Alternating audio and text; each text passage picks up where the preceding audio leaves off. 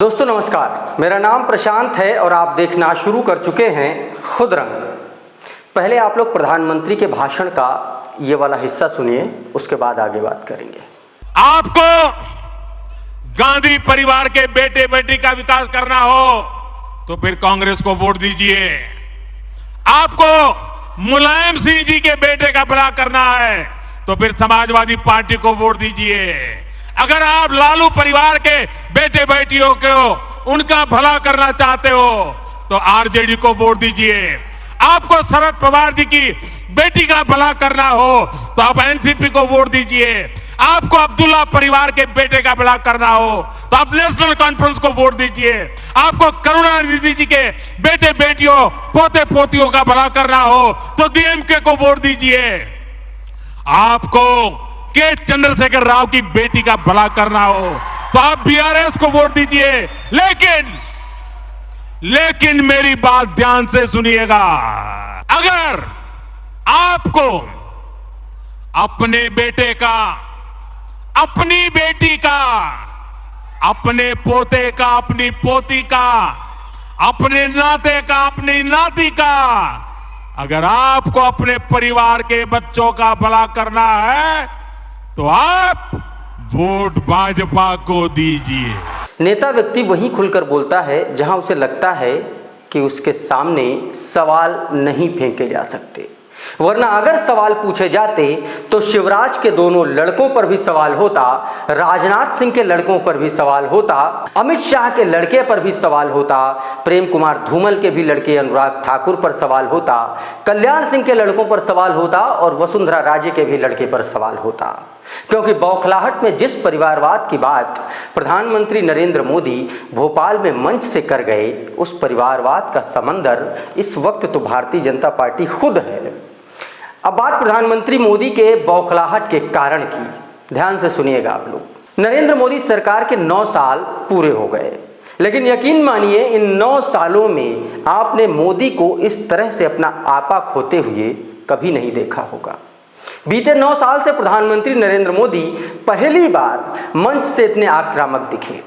पहली बार नरेंद्र मोदी की बौखलाहट सरेआम जाहिर हुई, वो भी मंच से, और शब्दों की लड़खड़ाहट से पता चला कि राजनीतिक जमीन पर न सिर्फ भारतीय जनता पार्टी बल्कि आरएसएस के भी पैर डगमग कर रहे हैं।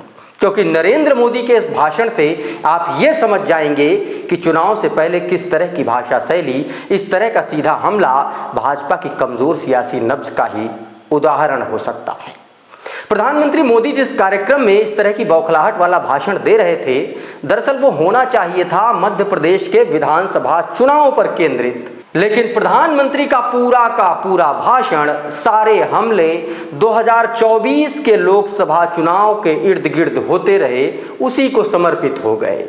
भाषण में जिस तरह से मोदी ने शरद पवार से लेकर अखिलेश यादव तक और गांधी परिवार से लेकर लालू परिवार तक को परिवारवाद का पर्याय बताया, उससे साफ है कि हार का डर इतना हावी हो चुका है कि वो यही भूल गए कि वो विधानसभा का चुनाव प्रचार करने के लिए आए हैं या 2024 का चुनाव प्रचार। पटना में 23 जून को जो विपक्षी दलों की बैठक हुई थी, उस बैठक को भारतीय जनता पार्टी कितना सीरियसली ले रही है, ये प्रधानमंत्री मोदी के इस भाषण से समझा जा सकता है। क्योंकि बैठक के बाद जिस तरह से भाजपा के नेताओं ने विपक्षी दलों पर हमला बोला और उसके बावजूद बीजेपी को अटेंशन नहीं मिला, तो आज खुद प्रधानमंत्री मोदी को मंच से महागठबंधन के नेताओं को निशाना बनाना पड़ा। और बौखलाहट का कारण भी है।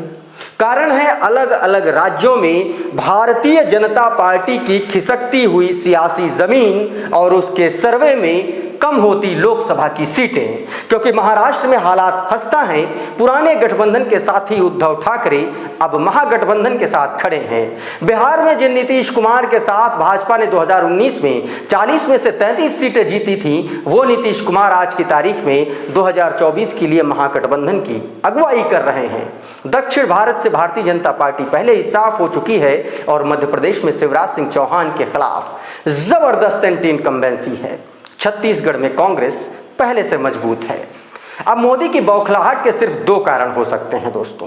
पहला, या तो वाकई में भारतीय जनता पार्टी हार की कगार पर खड़ी है, या फिर समय से पहले लोकसभा चुनाव कराए जाने की जो चर्चा पिछले कई दिनों से काफी तेज है, उसमें कहीं ना कहीं सच्चाई जरूर है। और इसीलिए प्रधानमंत्री मोदी जिस राज्य में विधानसभा चुनाव है, उस राज्य में लोकसभा चुनाव जैसा भाषण दे रहे हैं। तो इस भाषण के बाद यह कयास भी लगाए जा रहे हैं कि क्या दिल्ली में बैठे सत्ता के हुक्मरान विधानसभा और लोकसभा के चुनाव एक साथ कराने के मूड में है, और अगर ऐसा हुआ भी तो भी एक तरह से भाजपा की हार और हताशा सामने दिख रही है, क्योंकि तब लोग पूछेंगे कि ऐसी क्या मजबूरी थी सरकार, विधानसभा और लोकसभा के चुनाव आपको एक साथ कराने पड़ गए।